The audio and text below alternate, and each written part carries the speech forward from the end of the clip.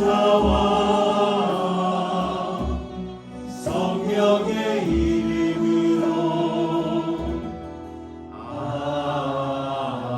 아멘. 성부와 성자와 성령의 이름으로 아멘. 성호경 노래를 했는데 또 했어요. 주님께서 여러분과 함께 또한 사제의 영과 함께 안녕하세요. 안녕하세요. 처음 뵙죠? 네, 아마 처음 보는 분들이 많으실 것 같습니다.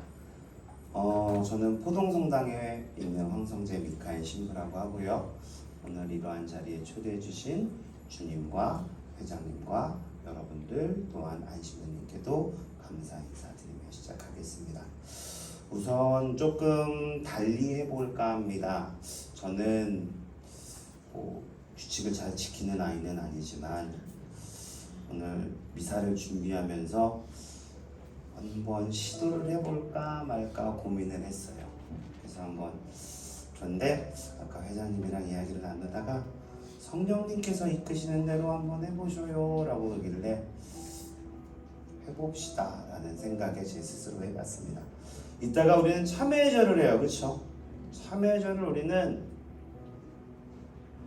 순식간에 해버렸어요. 항상 내 안엔 서랍이 있는데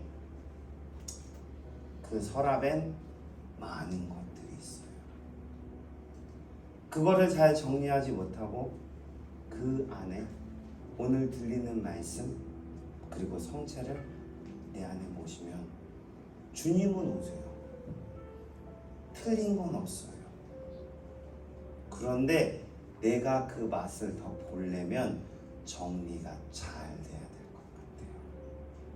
근데 처음부터 끝까지 저는 여러분들께 말씀을 드리는 게 정리는 내가 하는 게 아니더라고요. 일단 앉으셔서 주님께 보여드리십시오. 형제자매 여러분, 구원의 신비를 합당하게 거행하기 위하여 우리 죄를 반성합시다. 잠시 앉아볼까요?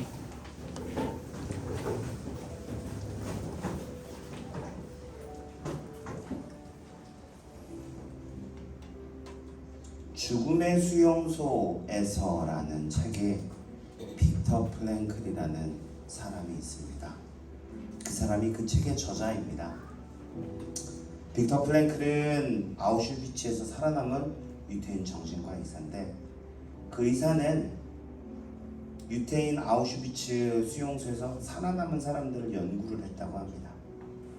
봤더니 그 사람들은 다들 혹독한 상황 속에서 삶의 의미를 찾으려고 노력했던 사람들만이 살아남았다고 합니다.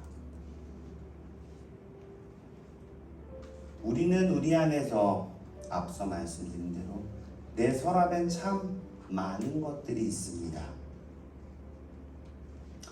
그 서랍 안에 무엇이 있는지 여러분들 눈을 감고 한번 바라보십시오. 내 자신의 인간적인 모습들은 어떤 모습을 가지고 있었을까요? 참 버리고 싶은데 버리지 못하는 내 모습이 있습니다. 어떻게 보면 주님께서 나에게 주신 십자가라고도 할 수 있을 것 같은데요. 그것 때문에 때로는 넘어지죠. 그게 없으면 참 편안하게 갈 것 같은데 그것 때문에 실수라는 실타래가 엉켜서 내 서랍 속에 있습니다. 사람이 혼자 살아갈 수 없다 보니 얽히고 설킨 실타래도 보이네요. 참 신기한 게 그 실타래를 풀으려고 하면 풀을수록 더 안 풀리고 왜 더 꼬이는지 모르겠습니다. 참 가지런히 실타래를 다 풀고 싶은데 엉킨 실타래를 어디서부터 시작을 해야 할까요? 이러한 실타래들을 통해서 우리는 또한 상처들을 갖고 살아갑니다. 집안의 서랍을 정리하려면 2-3시간이면 끝나는 것 같은데 내 마음의 서랍은 참 많은 것들을 갖고 있네요. 잠시 침묵 가운데 이제 주님의 말씀을 듣기 이전에 그리스도를 내 안에 모시기 이전에 내 서랍을 바라봅시다. 앞서 말씀드린 대로 내가 하는 게 아니라 그분께 보여드리십시오. 성모님이 예수님의 잉태에서 주님의 종입니다 라고 말씀하셨던 것은 가브리엘 천사의 말 안에서 하느님께는 불가능한 일은 없습니다 라는 말씀을 들은 이유였지요. 물론 성모님은 원래 그것을 받아들이실 수 있는 분이시죠.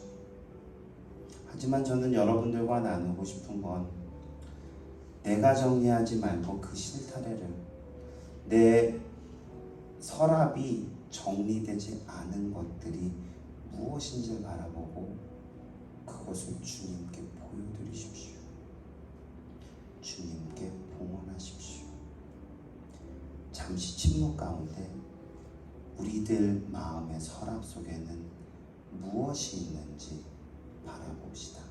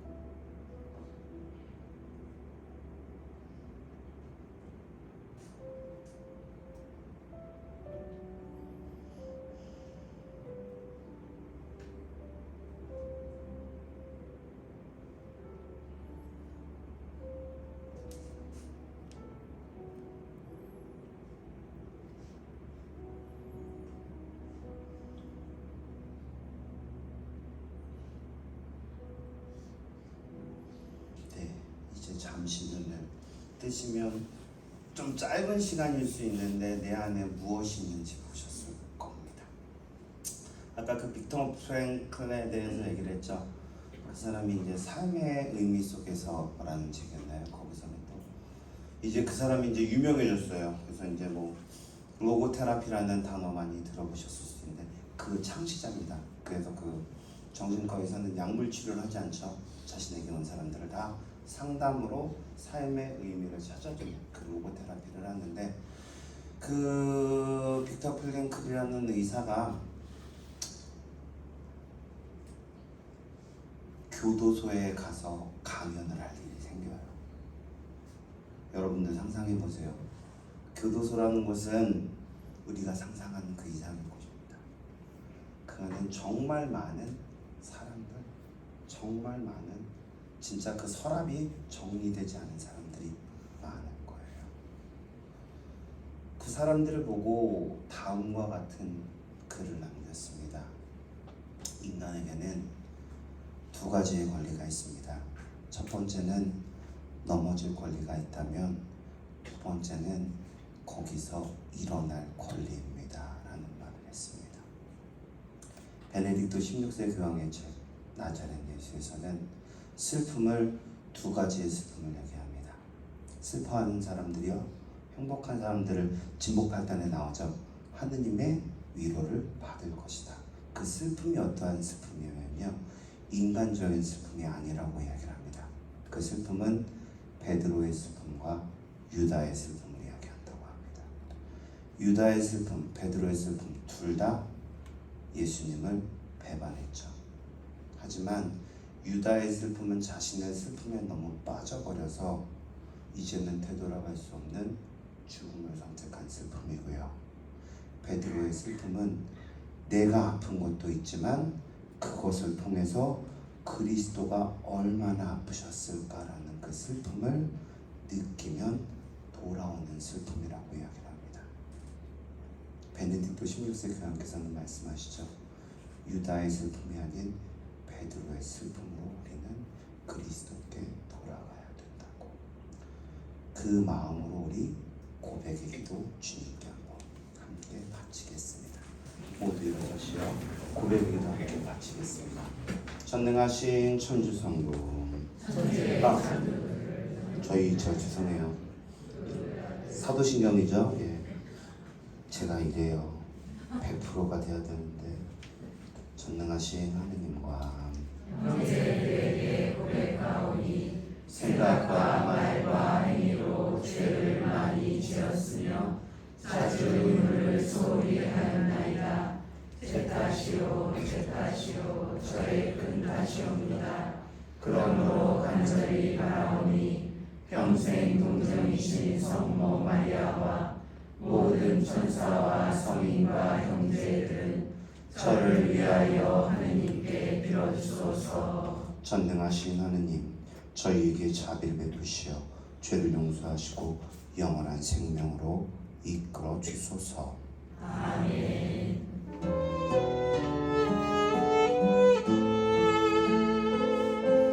주님 자비를 베푸소서. 주님 자비를 베푸소서.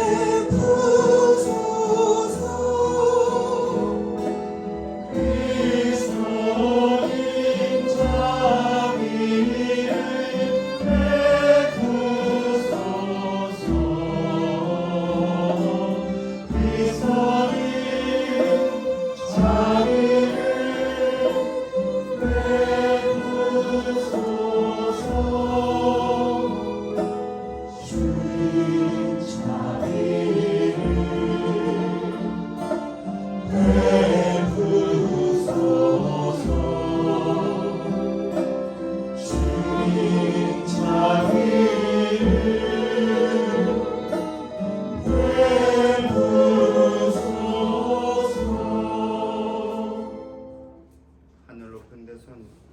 하늘 높은 데서는 하느님께 영광, 땅에서는 주님께서 살아가시는 사람들에게 평화. 주 하느님, 하늘의 임금님, 전능하신 아버지 하느님, 주님을 기리나이다 찬미하나이다.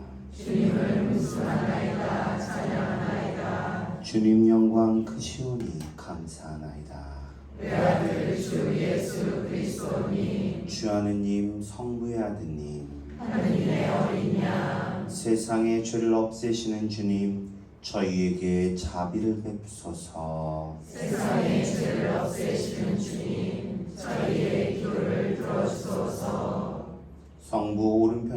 살아계신 주님, 저희에게 자비를 베푸소서. 홀로 거룩하시고 홀로 주님이시며 홀로 높으신 예수 그리스도님, 성령과 함께 아버지 하느님의 영광 안에 계시나이다. 아멘. 기도합시다. 하느님 외아드님의 영광스러운 변모 때 율법과 예언서의 증언으로 신앙의 신비를 밝혀주시고 저희를 자녀로 삼으실 것을 미리 알려주셨으니 하느님의 종인 저희가 하느님께서 사랑하시는 아드님의 목소리를 듣고 그분과 함께 공동 상속자가 되게 하소서. 성자께서는 성부와 성령과 함께 천주로서 영원히 살아계시며 다스리시나이다. 아멘. 오늘의 제1독서가 봉독됩니다.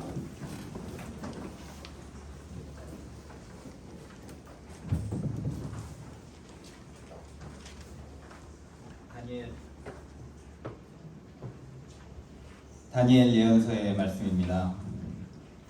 내가 보고 있는데 마침내 옥좌들이 놓이고 연로하신 분께서 자리에 앉으셨다. 그분의 옷은 눈처럼 이고 머리카락은 깨끗한 양털 같았다. 그분의 옥좌는 불꽃 같고 옥좌의 바퀴들은 타오르는 불 같았다. 불길이 강물처럼 뿜어나왔다. 그분 앞에서 터져나왔다.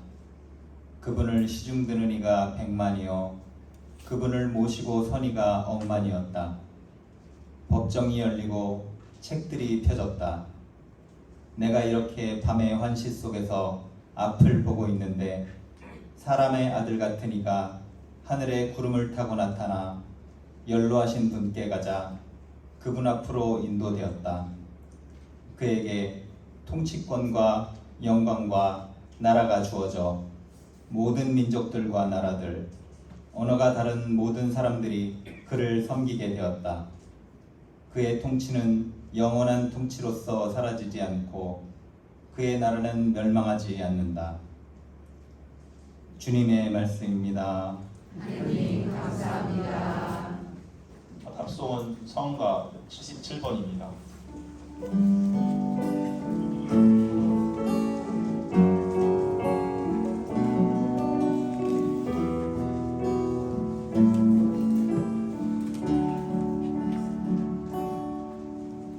주 찬양합니다. 내 마음을 다해 주님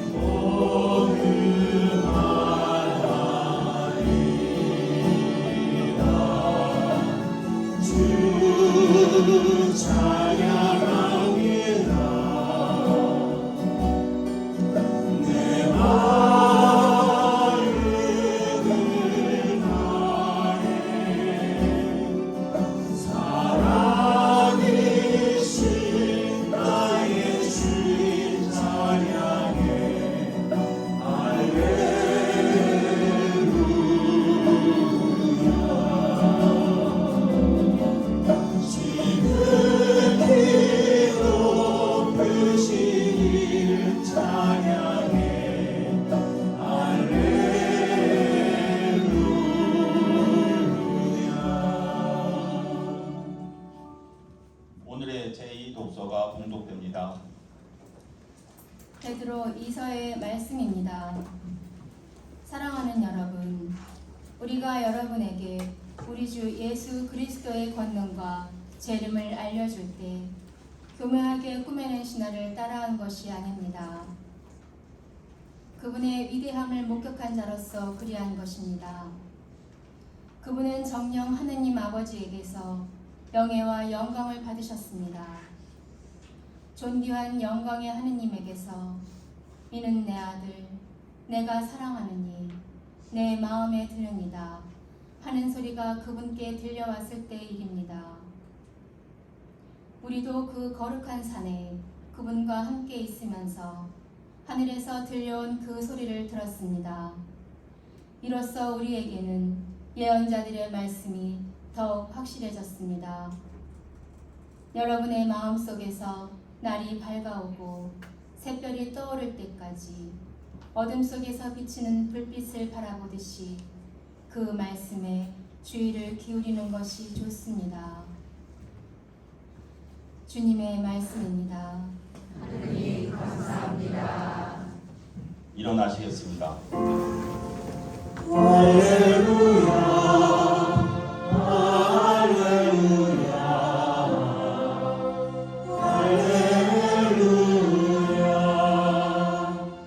이는 내가 사랑하는 아들 내 마음에 드는 아들이니 너희는 그의 말을 들어라. 할렐루야 할렐루야 할렐루야. 주님께서 여러분과 함께 또한 사제의 영과 함께 마테오가 전한 거룩한 복음입니다. 주님 영광 받으소서. 그 무렵 예수님께서 베드로와 야고보와 그의 동생 요한만 따로 데리고 높은 산에 오르셨다. 그리고 그들 앞에서 몸이 변하셨는데 그분의 얼굴은 해처럼 빛나고 그분의 옷은 빛처럼 하얘졌다. 그때 모세와 엘리야가 그들 앞에 나타나 예수님과 이야기를 나누었다. 그러자 베드로가 나서서 예수님께 말하였다. 주님, 저희가 여기에서 지내면 좋겠습니다. 원하시면 초막셋을 지어 하나는 주님께, 하나는 모세께, 또 하나는 엘리야께 드리겠습니다. 베드로가 말을 채 끝내기도 전에 빛나는 구름이 그들을 덮었다. 그리고 그 구름 속에서 이는 내가 사랑하는 아들, 내 마음에 드는 이, 내 마음에 드는 아들, 너희는 그의 말을 들어라 하는 소리가 났다. 이 소리를 들은 제자들은 얼굴을 땅에 대고 엎드린 채 몹시 두려워하였다. 예수님께서 다가오시어 그들에게 손을 대시며 일어나라, 그리고 두려워하지 마라 하고 이르셨다. 그들이 눈을 들어보니 예수님 외에는 아무도 보이지 않았다. 그들이 산에서 내려올 때 예수님께서는 그들에게 사람의 아들이 죽은 이들 가운데서 되살아날 때까지 지금 본 것을 아무에게도 말하지 마라 하고 명령하셨다. 주님의 말씀입니다. 그리스도님 참여합니다. 찬미의 주님,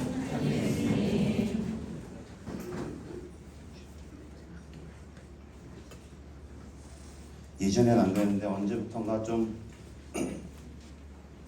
목이 더 많이 건조해질 때가 있어서요.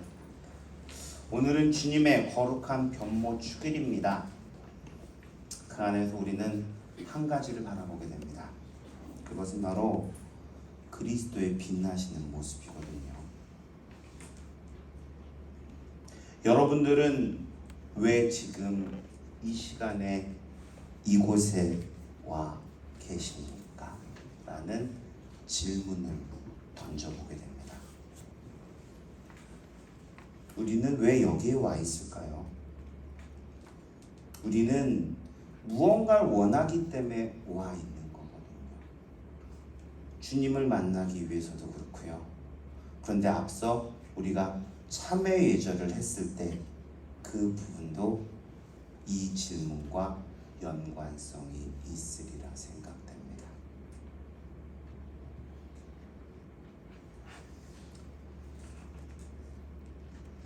프랑스의 신학자 중에 한 사람이 그러한 질문을 던지죠.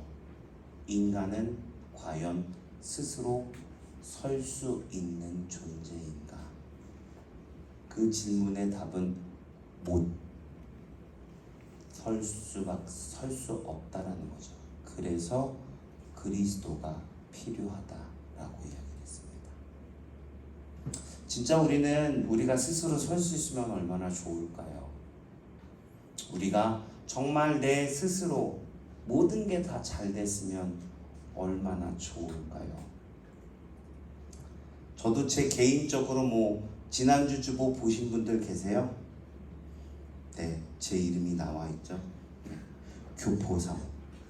계시는 곳 포동, 가시는 곳 교포사모.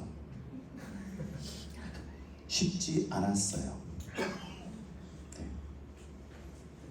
처음에는 얘기를 듣고 저도 울었어요. 진짜로요. 순간 카메라가 녹화되고 있는 거예요 지금. 생각이 많아져요. 왜냐면 진빙되면 안 되는데 라는 생각에 젠틀하게 잘 끝내야 되는데 그냥 소설책처럼 오면 저는 열심히 살아가렵니다 라고 이야기를 해야 되는데 두려움이 오더라고요. 네.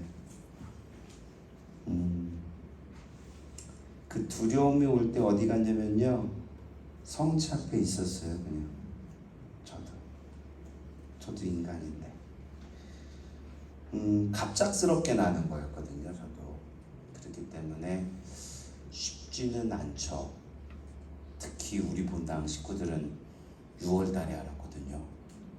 네. 그것도 주교님이랑 얘기하다가 주교님이 그래 이제는 이야기를 하자. 그때가 언제인 줄 아세요? 제가 2월부터 이거를 계속 갖고 있었던 거예요. 본당에서.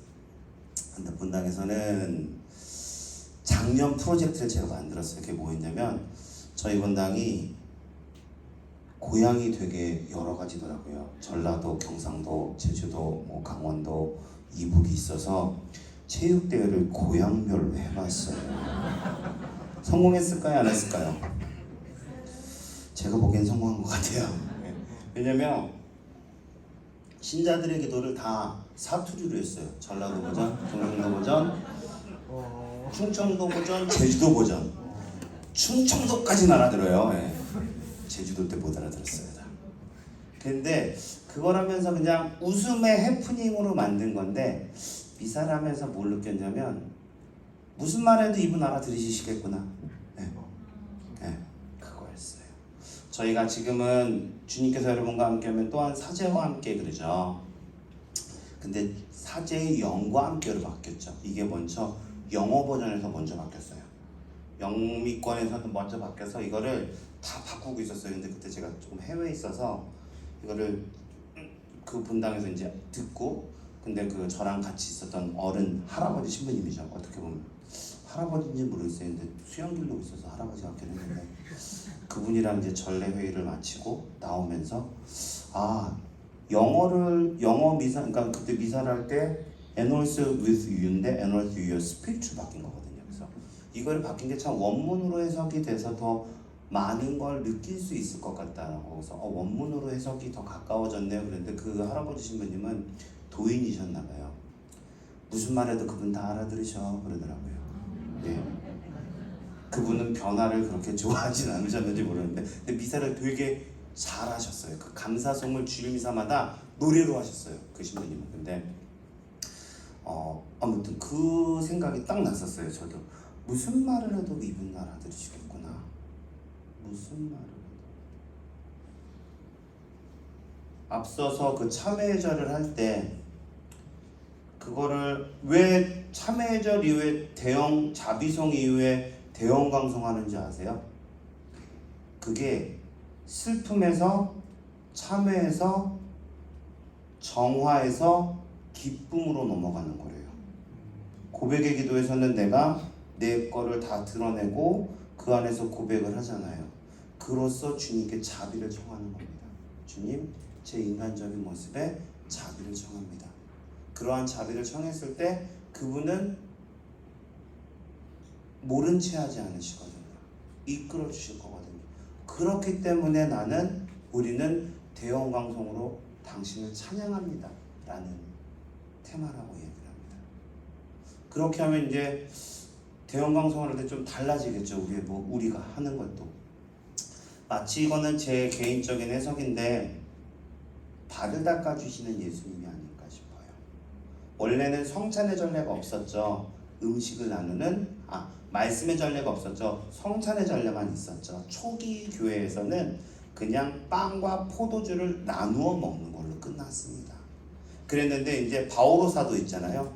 바오로 사도가 제일 먼저 쓰죠. 이 서간을 33년, 43년 그때 쓰여지는 게 아마도 데살로니가 1서라고 알고 있어요. 마르코 복음이 55년에서 65년에 쓰여졌으니까 훨씬 빨리 쓰여졌죠. 그런데 이 바오로 서간을 왜 우리는 계속 공부하고 이거를 읽게 됐냐면요. 그게 데살로니가, 고린토 그게 어떠한 거냐면요. 그 교회의 문제점에 대해서 해결책을 쓴 게 바오로 서간이에요. 그러면은 이 공동체에 문제가 생겼네. 근데 그 공동체를 만들고 바오로는 또 딴 데 갔잖아요. 편지가 온 거예요. 이 공동체에 이런 문제가 생겼어요. 그래서 편지를 써서 그 공동체에 보냈는데 이 글이 너무 좋은 거예요. 이 문제는 이 공동체에만 있는 게 아니라 저 공동체 다 문제가 있네. 보낸 거예요. 야, 그러면 먹기 전에 듣자. 그게 말씀의 전례 시초예요. 그렇기 때문에 우리가 제대를 중심으로 하고 감시를 인사하지 마세요. 신부님들 맨날 주임 신부님이나 신부님들 제대 인사하세요. 제대가 중심입니다 라고 이야기를 하는 게 성체성사가 가장 중요하기 때문에 그렇대요. 다시 돌아가면 저도 이렇게 강론이 길어질 줄 몰랐어요. 예.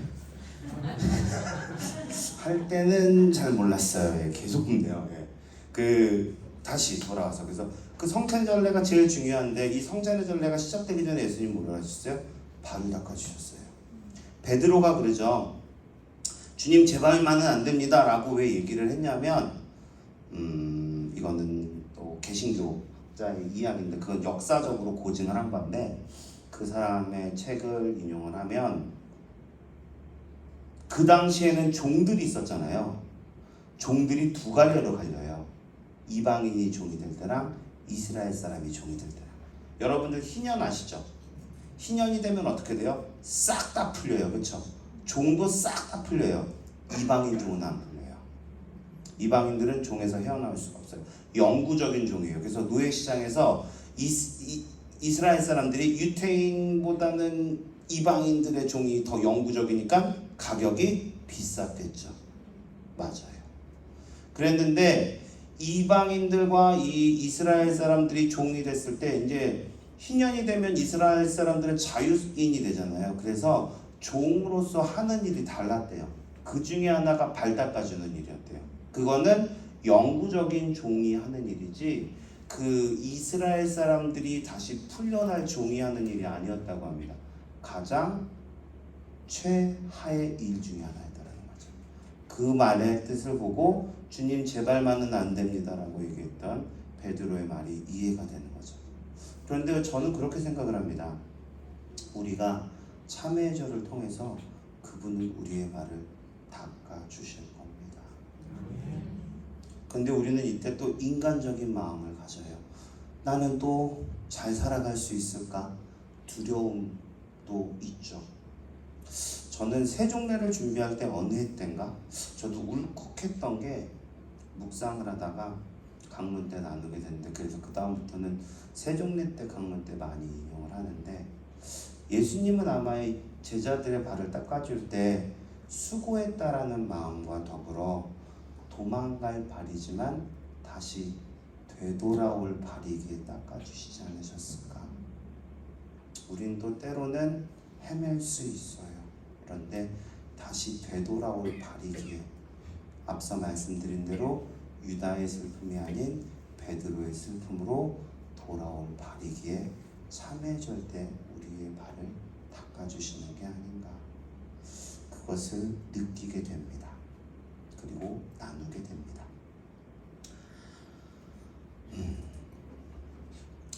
다시 강론으로 다시 돌아와서요. 그러면 우리는 앞서 말씀드린 대로 그 참회절에서 내 서랍에 정리되지 않은 실타래들이 있어요. 내가 풀려고 해도 안 되고요. 내가 고치려고 해도 안 고쳐지고요. 그런 것들이 참 많이 있어요.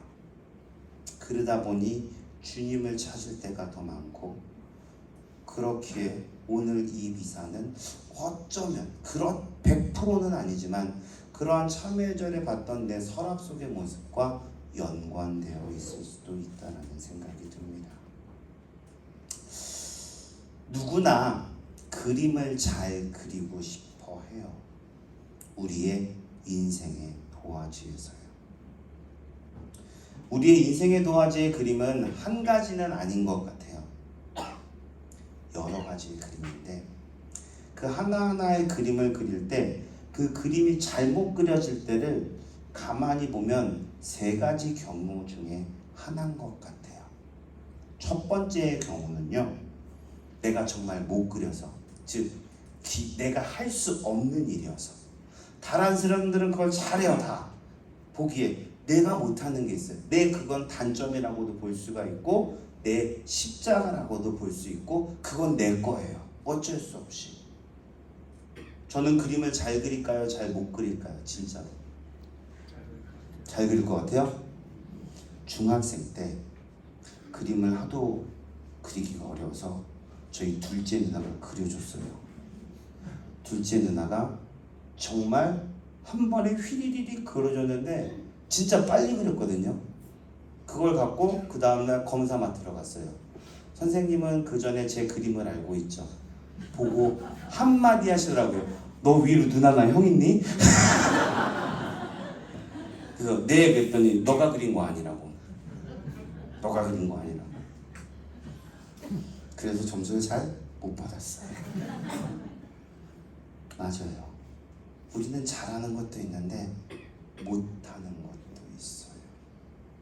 이 못하는 걸 보고 우리는 계속 싸워요. 더 잘하려고. 때로는 화가 나고요. 때로는 지쳐요. 지긋지긋하다라는 표현이 그때 나올 때가 많아요. 정말 지긋지긋해요.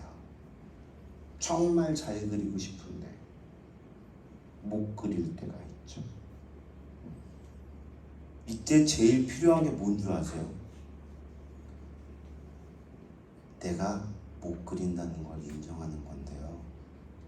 우린 대부분 그것을 인정하기까지 정말 오랜 시간이 걸려요. 저라고 이렇게 얘기하지만 저라고 항상 그럴까요? 저 역시 그래요. 정말 잘하고 싶은데 내가 못하는 게 있어요. 그럴 때 그분께 그냥 보여드려야 되거든요. 어떤 한 해외 드라마 두 가지를 소개시켜드리면, 아이스하키를 하는 선수가 있었습니다. 그 선수는 그 나라에서 그리고 그 리그에서 되게 유명한 선수였죠. 근데 그 사람은 참 자존심이 강했어요. 왜냐고요? 항상 잘해왔으니까. 항상 자신은 이름이 올라가니까. 근데 그 자존심이 너무 크다 보니까 항상 자신의 프라이드를 지키기 위해서 얼마나 노력을 했겠어요. 그 안에서 인정하기 싫은 부분 인정 안 하고 살아갔겠죠. 그러다가 그 선수가 어느 날 유치장에 들어가죠. 유치장에 들어갔을 때 이 선수는 너무나도 화가 나죠. 자신은 되게 잘 나가는 선수고 아이스하키에서. 같이 유치장에 있던 사람의 한마디가 참 명대사였던 것 너가 프라이드를 지키려면 너희 프라이드를 버리는 것도 너희 프라이드를 지키는 일 중에 하나야. 프라이드를 버리는 것도 하나의 프라이드를 지키는 일이다. 이건 뭐 그냥 픽션, 소설에 대한 이야기였다면 진짜 있었던 하나의 이야기를 드리면 여러분들 중에 1리터의 눈물이라는 책이나 드라마 보신 적 있으세요? 진짜 1리터의 눈물이 나와요. 오열해요. 왜냐면은 키토 아야라는 여중생의 이야기예요. 그게 서서히 신경이 굳어가는 병 있잖아요. 그래서 결국엔 이제 생을 마감해야 되는 병인데 그 키토 아야라는 여중생은요 공부도 잘했고요 집안에서도 효녀였고요 정말 착한 아이였어요. 진짜 욥기에 나오는 욥과 같은 인물이었어요. 욥은 참고적으로 실존 인물은 아닙니다. 지혜문학의 하나의 책입니다. 예. 키토아야라는 아이는 정말 있었던 아이예요. 근데 그 아이가 어느 날 정말 공부도 잘하고 학교에서 착하고 가족들과도 되게 잘 지냈는데 순간 이렇게 잘 넘어지는 거예요. 왜 넘어지지? 병원에 갔더니 그 병에 걸렸다라는 거예요. 무슨 척수내염이었나 그랬는데 근데 그 아이가 그거를 이제 그나마 그 병을 이겨내진 못해요. 예. 늦출 뿐이죠. 늦추려고 재활을 받고 치료를 받고 계속했던 거예요. 근데 그 드라마가 어떻게 나오게 되냐면 그 키토아야라는 아이의 일기장이 있어요. 실은 그 아이가 일기를 쓴 걸 모티베이션으로 돼서 책이 나왔고 각 드라마에서 한 편씩 끝날 때마다 그 아이의 일기장에 글이 올라왔거든요. 근데 그 중에 하나가 이건 어떻게 보면 우리 인간적으로도 해석이 되게 가능한 건데 그 아이는 넘어지기 싫은 거예요. 그런데 자신의 근육이 굳다 보니까 넘어지는 거예요.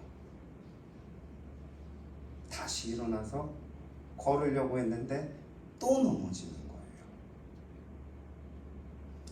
그 아이가 다음과 같은 글을 썼습니다. 그거를 보면 계속 그 아이가 넘어지기 싫은데 넘어지는 그 아이의 얼굴을 보게 되는데 그때 그 아이의 그 일기장에 있었던 게 이거였어요. 괜찮아, 넘어져도 다시 일어나면 되니까. 넘어진 후에 고개를 들고 하늘을 올려다가 파란 하늘이 오늘도 끝없이 펼쳐지고 미소 짓고 있잖아. 나는 살아있구나 라는 책. 되게 근데 해석이 되게 의미론적으로 해석이 되는 게 우리가 그렇거든요. 우리는 물리적으로 넘어지진 않아요.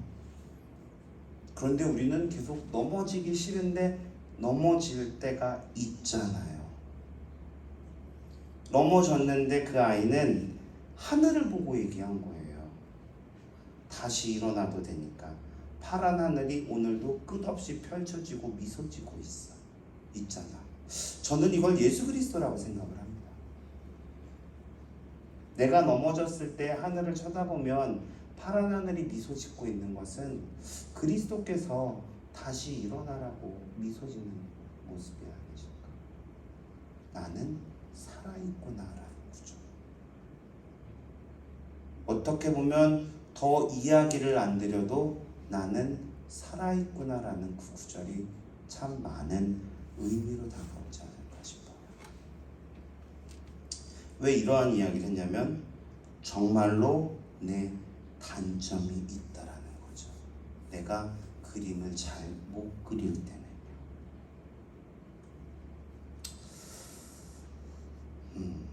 내가 넘어졌을 때 할 수 있는 것은 무엇일까? 어떤 한 사람이 남자가 진짜래요. WWJD라는 구절을 몸에 문신으로 새기고 살았어요. WWJD 뭐냐면 What would Jesus do라고 해서 예수님이라면 어떻게 하셨을까? 라는 그 질문을 자신 안에 사귀고 사는 거죠. 우리가 넘어졌을 때 우리도 한번 물어봐야겠죠. 예수님이라면 나에게 무엇을 원하실까? 예수님이라면 나에게 무엇을 해주실까? 라는 질문을 던지게 되죠. 예수님께서는 죄인들에게 그리고 아파하는 사람들에게 어떻게 하셨을까요? 여기에 대해서 저는 자케오의 모습을 떠올려 보게 됩니다. 세리 자케오. 예수님께서 그러시죠. 예수님께서 거기 이르러 위를 쳐다보시며 그에게 이르셨다. 자케오야, 얼른 내려오너라. 오늘 내가 내 집에 머물러야겠다. 자 보세요. 자케오는 예수님을 보려고 올라갔어요. 거기서 예수님은 계시지 않았어요. 오히려 예수님은 자케오를 만나기 위해서 자신이 내려갔어요. 올려다보며 얘기하셨대요. 우리는 내 생각 위에 올라가 있고요, 내 걱정 위에 올라가 있고요, 내 정리되지 않은 서랍 위에 올라가서 그리스도를 찾으면 그 안에서는 그리스도 찾기 힘들어요. 그건 내 거라고 생각하고 내려올 때 그리스도는 내 안에 머무르시겠죠. 얼른 내려오너라. 내가 내 집에 머물러야 하겠다. 내 집, 내 생각에서, 내 슬픔에서, 내 어둠에서, 내 엉킨 실타에서 내려와야 할 겁니다. 두 번째는요, 첫 번째는 정말 내가 못 그려서 그린 그림이라고 한다면, 두 번째는 더 잘 그리려고 하다가 실수할 때 있어요. 그렇죠? 저는 요리를 잘할까요? 못할까요? 저도 잘 모르겠어요. 근데 처음에 콩나물국을 끓일 때가 생각이 납니다. 콩나물국의 맨 마지막에 넣는 게 뭐죠? 예? 아, 파 넣죠. 파 전에요? 저는 그거 넣거든요. 뭐요? 마늘 다진 거. 근데 모르고 생강 다진 거랑 헷갈려서 생강 다진 걸 넣었어요. 와, 못 먹겠더라고요. 청국장을요 끓이는데 물을 많이 넣고 끓이면 안 되는 거 자매님들은 아시죠? 예, 한강이 되더라고요. 처음에 이게 자박자박했어요. 그래서 거기서 멈췄어야 돼요. 거기서 멈췄어야 되는데 뭔가를 좀 더 넣으면 맛있을 것 같아지고, 무 좀 넣으면 좀 더 시원해질 것 같았는데 그 맛이 안 나요. 우리도 내 그림을 그릴 때 멈춰야 되는데 더 잘 그리려고 노력하다가 건들지 말 거 라는 생각 들 때 있잖아요. 괜히 건드려서 더 망쳐졌구나. 내 인생의 그림을 그릴 때 때로는 빈칸을 남겨놔야 되거든요. 그 빈칸을 무언가로 채우려고 하다 보면, 내가 채우려고 하다 보면 그게 잘 그려질 때도 있지만 그렇지 않을 때도 있어요. 더 잘 그리려고 노력하는 게 어쩌면 욕심이 될 때가 있거든요. 그럴 때 우리는 내 인생의 그림에서 아차 싶을 때가 있어요. 세 번째는 언제일까요? 그림을 그리는데 옆에 있는 애가 짝꿍이 쳤어요. 그럼 그림이 쭉 나가요. 그렇죠? 즉 남의 실수로 내 그림이 망쳐졌을 때입니다. 그럴 때 우리는 항상, 저는 그 생각이 들더라고요. 그냥 그 그림을 갖고 우리는 계속 그려요. 이거 어떡하지? 발을 구르고 있는 한 아이가 돼요. 어떡하지? 그림은 고쳐지지 않아요. 이게 뭔지 아세요? 우리는 계속 곱씹어서 생각해요. 그쵸? 송복모 신부님이 그러셨나요? 남이 나에게 한 번 잘못한 걸 나는 여러 번 생각해서 계속 나에게 상처를 내는 거라고 그 얘기를 하셨죠. 오스카 와일드라는 시인 아시죠? 그 시인이 그러한 이야기를 했대요. 인생은 복잡하지 않다. 내가 복잡하다라고 그랬대요. Life is simple. I am complex. 라는 말을 했대요. 인생은 복잡하지 않아요. 내가 복잡해요.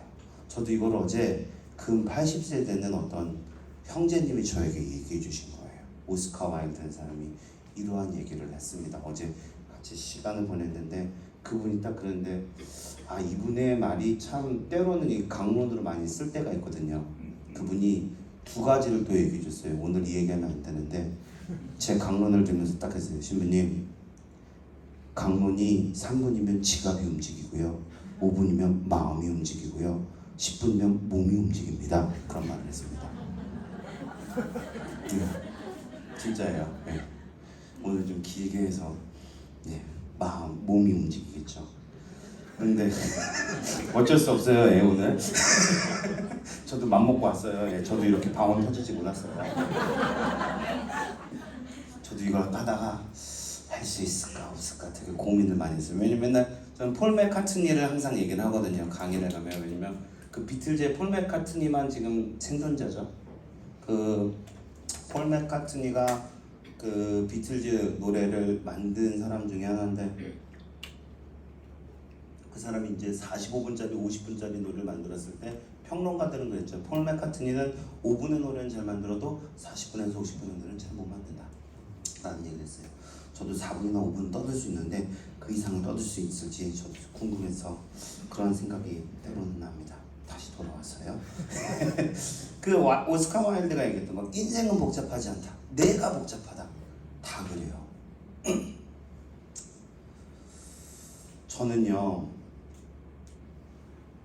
누군가랑 항상 친하게 지낼까요? 그렇진 않거든요. 저 역시 사람들과 충돌이 있죠. 그때 뭐 하는 줄 아세요? 나는 신부니까 정말 저 사람들을 용서할 거야. 나는 저 사람들을 위해서 기도할 거야. 물론 기도랑 비슷한 할 때 있어요. 그런데 제일 먼저 하는 게 예수님한테 가서 얘기해요. 나는 용서 못하겠어요 라고요. 진짜로요. 대성당 가서 성당에 딱 앉아서 오늘 우리 신자들한테, 우리 신자들은 아직은 없어요. 거기는 예전 본다. 막 화나게 해서 예수님 나 이제 용서 못해요. 나. 그래요. 당신 용서하는데 나 진짜 용서 못하겠어요. 나는 그래서 막 얘기를 해요. 왜냐면은 저를 가르쳤던 신부님이거든요. 솔직한 게 제일 좋다고. 우리는 항상 결심을 얘기해요. 내가 잘 살아볼게요. 내가 정말 용서할게요. 내가 이거 잘해볼게요. 그건 내 결심이에요. 그렇죠? 나는 그렇게 못 살 것 같은데, 그러면 내가 그분께 보여드려야죠. 나는 이거 못하겠는데요 라고요. 근데 우리는 대부분 이렇게 얘기하면 뭐라고 그래요? 혼날 것 같아요. 더 큰 십자가가 올 것 같아요. 그렇죠? 그렇진 않더라고요. 네. 오히려 더 다른 걸 보여주세요. 더 큰 걸 보여주시고. 저도 막 얘기를 해요. 그러면은 예수님이 그럴 것 같아요. 그래, 너 고생 많다. 내가 너 위로해줄게. 그런 적 한 번도 없어요. 가만히 있어요. 막 얘기하고 가만히 있으면, 너 예전에 그래 이런 일이 있었을 때 내가 용서해줬지. 너 그래 내가 이럴 때 이거 있었다. 그래, 내 잘못을 보여주시더라고요. 그때 달라져요. 그러니까 근다고 그 사람을 용서할게, 그게 안 되지만 그 사람을 위해서 기도는 하게 되더라고요.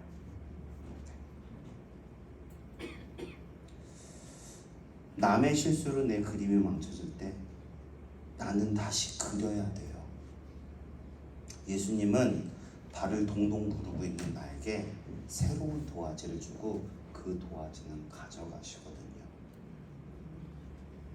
우리는 새 도화지를 받아야 되는데 항상 발을 동동 구르는 아이가 돼 있을 때가 있어요. 제가 십자가의 길 5처가 시몬이 예수님을 도와 십자가 지심을 묵상합시다라는 그 처인데요. 제가 한번 십자가의 길을 한번 묵상해서 제가 만든 그 기도문이 있어요. 근데 그 5처에서 이렇게 썼어요. 저희는 당신이 짊어지고 가시는 길에 눈길을 돌려 모른 척 할 때가 있습니다.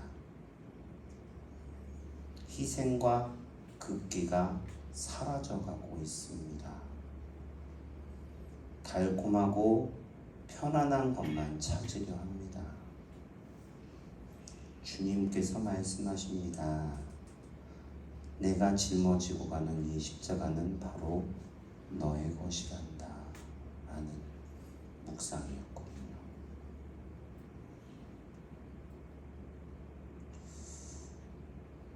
제가 강론 때 많이 이야기를 하는 것 중에 하나인데, 두 친구가 철야 기도를 하러 갔대요.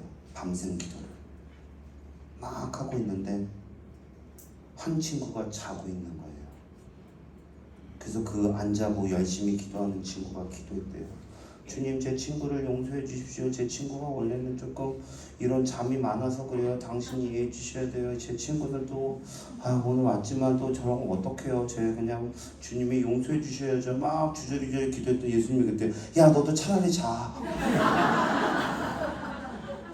어떤 얘기인지 아시죠? 네, 차라리 자요.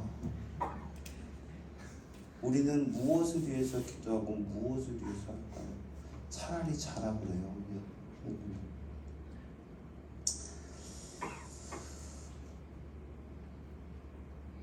큰 나무가 되기 위해선 세 가지의 조건이 필요합니다. 물이 필요하고요, 태양이 필요하고요, 비료가 필요합니다. 물과 태양은 주님이 주십니다. 근데 비료는 우리의 인간적인 모습일 수 있습니다. 냄새나고 정말 가져가기 싫은 비료, 그 냄새나는 비료일 수 있습니다. 근데 우리는 그 비료를 보면 생각해야 되는 게, 비료가 없어지면 자양분이 되지만요, 비료가 없어지지 않으면 계속 냄새나는 꺼려지는 물체로 변해요. 내 인간적인 모습도 주님은 용서해 주시고 주님께서는 이끌어 주시는데, 내가 그걸 계속 갖고 있다면, 남이 나에게 준 상처를 내가 계속 갖고 있다면 그건 나에게 자양분이 되지 않습니다. 그건 그리스도 안에서 소멸될 때 자양분이 됩니다. 그럴 때 나는 일어나게 됩니다. 그렇죠? 그렇기 때문에 여러분이 갖고 있는 비료는 그리스도 안에서 소멸시키십시오. 내가 갖고 있어봤자 냄새나는 비료밖에 안 됩니다. 그렇기에 그 비료를 주님 안에서 소멸시키십시오. 여러분들의 엉킨 실타래, 여러분들의 아픔, 여러분들의 인간적인 모습들, 모든 여러분의 서랍을 비워내십시오. 그것이 주님이 원하시는 거죠. 루카복음 11장 9절에서 13절에서 이렇게 이야기하시죠. 내가 너희에게 말한다. 청하여라. 너희에게 주실 것이다. 찾아라. 너희가 얻을 것이다. 문을 두드려라. 너희가 열릴 것이다. 누구든지 청하는 이는 받고 찾는 이는 얻고 문을 두드리는 이에게는 열릴 것이다. 너희 가운데 어느 아버지가 아들이 생선을 청하는데 생선 대신에 뱀을 주겠느냐? 달걀을 청하는데 전갈을 주겠느냐? 그 다음 구절이 제일 좋았어요. 저는 너희가 약해도 자녀들에게 좋은 것을 줄 줄 알거든 하늘에 계신 아버지께서 당신께 청하는 이들에게 성령을 얼마나 더 잘 주시겠느냐라고 이야기하세요. 여러분들 짐 캐리가 하느님으로 나왔던 브루스 올마이티라는 영화 아세요? 그 2탄 아세요? 짐 캐리가 아닌 어떤 사람이 모세로 변한 거, 그게 에반 올마이티라는 영화예요. 근데 그 에반 올마이티에서는 모건 프리먼이라는 흑인이 하느님으로 등장을 하죠.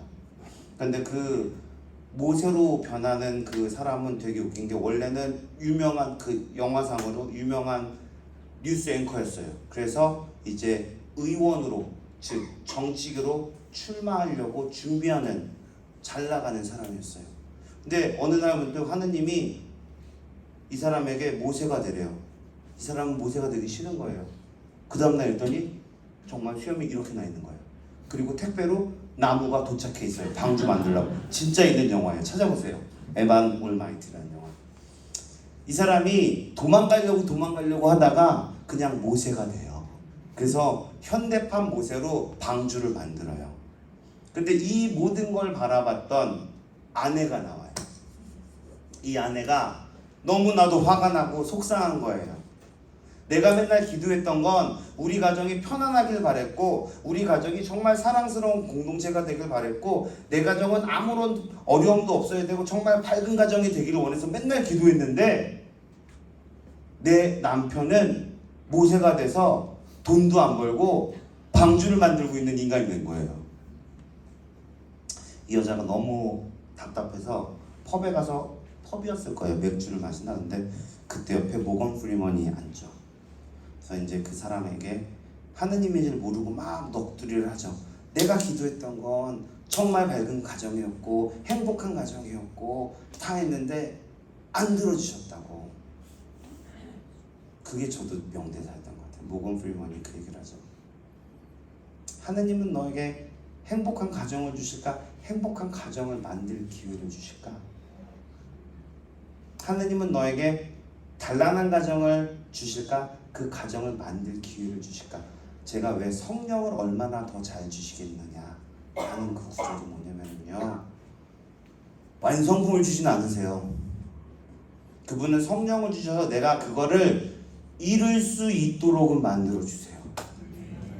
그 성령을 받으면 내가 그것을 만들어내게는 해줘요. 택배로 완성품이 도착한 적은 없는 것 같아요. 그 성령을 내가 받으면 내가 만들어요. 제가 그랬잖아요. 왜 하느님은 나에게 밝고 정말 그렇게 나 넘어지지도 않고 정말 그렇게 만들어주지 않으셨을까? 마치 장난감 마을을 보면 다 웃고 있는 인형이랑 비도 없고 행복한 가정에서 계속 행복한 동네에서 살고 있는 그 장난감처럼 생긴 그거를 왜 안 만들어 주셨을까? 라는 질문을 던질 때가 있어요. 언제요? 고통이 나에게 찾아올 때. 그때 우리는 주님은 나에게 그것을 만들 기회를 주시는 거거든요. 그렇기에 주님께 기도해 보십시오. 제가 원하는 걸 이룰 수 있도록 당신께서 성령을 보내주십시오. 그 성령으로 그것을 이루어내고 그 안에서 당신께 감사와 찬미를 드릴 수 있는 사람이 되게 해주십시오.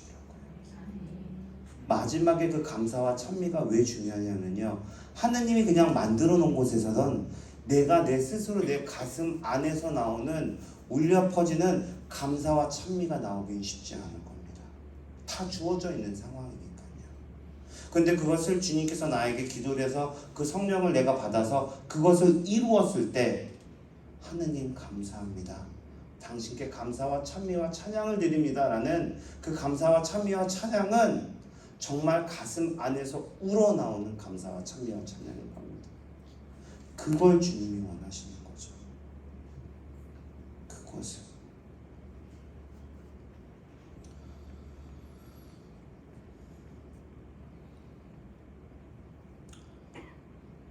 이 모든 것이 쉬운 거라면 정말 좋겠어요. 그렇죠? 기도하고 얻고 그 안에서 이뤄내고 감사와 찬미를 드리고 이 모든 게 너무나도 쉬우면 좋겠어요. 소설가 조종래씨 아시죠? 인간연습이라는 그 단편 소설에서는 그 이야기를 하죠. 실패와 성공을 거듭해가는 과정, 그것이 인간이 되는 연습이다 라고 이야기하세요. 우리 역시 때로는 그것을 통해서, 성령을 통해서 좋게 이루어질 때도 있을 거예요. 때로는 내 두려움 때문에 그것을 이루지 못할 때도 있을 거예요. 오르락 내리락 해요. 우리는 항상. 그러면 항상 우리의 인생 그래프는 이렇게 되는 것 같아요. 그렇죠? 좋을 때도 있고 나쁠 때도 있고 항상 쳇바퀴 돌아가는 것 같아요. 제가 저학년 1학년 때 영성지도 신부님이 항상 이렇게 되는 것 같지만 우리의 인생은 이렇게 되는 거래요. 상승기울기지 평행기울기가 아니라는 거예요. 우리는 성공도 할 때도 있고 실패도 할 때도 있지만 이걸 통해서 계속 위로 올라간다라고 이야기를 하셨습니다. 맞는 것 같아요. 우린 계속 때로는 성공하고 실패하고 계속 그럴 거예요. 하지만 계속 올라가고 있을 거예요. 성령이 우리 안에 계시기 때문에 우리가 그것을 해낼 수 있기 때문에. 마지막으로 나누고 싶은 구절은 마지막 부분에 있는 구절이었습니다. 오늘 복음에서 부르죠. 예수님께서 다가오시어 그들에게 손을 대시며 일어나라 그리고 두려워하지 마라 하고 이르셨다라고 그래요. 자 보세요. 오늘 초막을 줬어요. 아직 안 끝났어요. 예. 이제 또 하나가 시작이에요. 베드로가 그러죠. 스승님 여기에 초막 셋을 지어 하나는 스승께 하나 모세께 하나는 엘리야께도 여기서 평생 살고 싶어요 라고 이야기를 해요. 이게 영성의 단계에서요 내려가야 하는 단계래요. 뭐냐면은요 기도를 하다 보면은 영성생활 하다 보면 정점에 이를 때가 있어요. 그쵸? 정점에 이를 때가 있어요. 딱 정말 이렇게만 살면 좋겠어요. 여러분들 뭐 그런 거 있죠.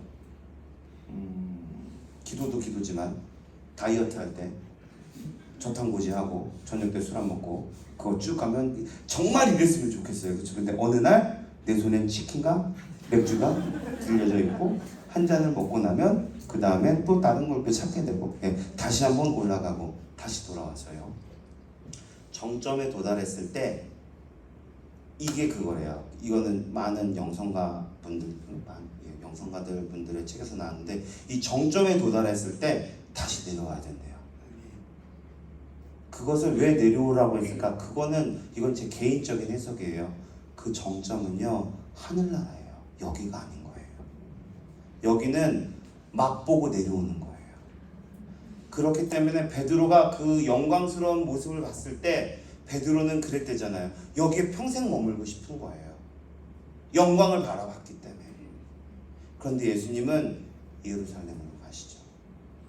순환과 죽음과 부활이 있는 곳으로 데려가시죠. 더 큰 영광을 위해서. 우리 역시 때로는 정말 그렇게만 살면 좋은데 다시 내려갈 때가 있습니다. 또한 하나를 또 묵상을 해보게 되는 게 뭐냐면 이 부분 있죠. 아까 말씀드렸던 부분. 제자들에게 구름이 덮어졌죠. 초막과 구름이에요. 이게 어디에 나오는지 아세요? 탈출기에서 나와요. 초막을 짓죠. 이거는 안신부님이 얘기 많이 하셨을 거예요. 성막 아시죠? 성막은 모세만 들어가죠. 그 모세만 들어가는 성막이 있으면 12지파죠. 동서남북으로 3지파씩 있게 돼요. 그러니까 처음에 이 구름이 멈춰지면 그 안에 성막을 짓고 성막 안에 3지파씩 동서남북으로 천막을 짓습니다. 그러면 그려지죠. 십자 모양이라는 게. 그리고 그 둘레에 벽을 만듭니다. 이게 이 사람들이 유목민족이 옮겨갈 때마다 했던 거래요. 근데 여기서 구름이 멈추면 그들은 머물지만 구름이 이동하면 다시 성막을 접고 이동을 하죠. 그리고 그 구름은 어떻게 보면 하느님이 계속 이스라엘을 이끌어 주시는 걸 얘기를 할 수도 있고 하느님을 의미할 수 있죠. 베드로가 그렇게 얘기했을 때 하느님은 그들 안에 있죠. 그런데 여기서 더 중요한 건 영광 속에 있고 하느님 안에 있는데 베드로는 두려워했어요. 두려움은 두 가지의 두려움이 있죠. 공포의 두려움이 있고 경외심의 두려움이 있습니다. 성령이 주시는 두려움은 경외심의 두려움이에요. 그런데 제자들이 느꼈던 건 공포의 두려움이죠. 왜냐하면은 경외심의 두려움이었다면 예수님께서 두려워하지 말라고 이야기하지 않으셨겠죠. 즉 하느님의 영광 안에 있는데 이들은 자신의 두려움 때문에 하느님의 영광을 바라보지 못하는 거예요. 근데 그게 우리의 모습일 수 있어요. 아무리 좋은 성체가 와도, 아무리 좋은 성령이 와도 내 안에 두려움이 있으면 나는 그분의 영광을 못 봐요. 예수님이 그 다음에 뭐라고 얘기하세요? 일어나라, 그리고 두려워하지 마라. 뭐냐면은요, 내가 머물러 있는 곳은 주님의 영광입니까? 내 두려움입니까? 내 슬픔입니까? 내 아픔입니까? 내 어둠입니까? 내 엉킨 실타래입니까? 거기서 일어나야죠. 그것을 두려워하지 말고 그리스도 안으로 들어가야죠. 그 안에서 성령을 받아야죠. 그것이 오늘 여러분들과 나누고 싶은 강론이었습니다. 잠시 묵상하시겠습니다.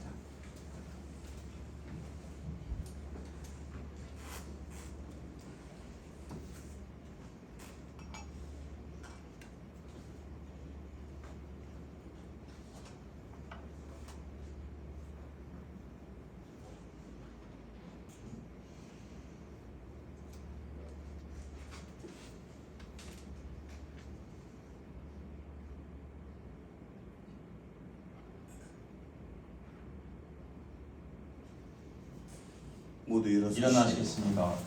신앙 고백으로 진경 마치겠습니다. 전능하신 천주 성부, 천주의 창조주를 저는 믿나이다.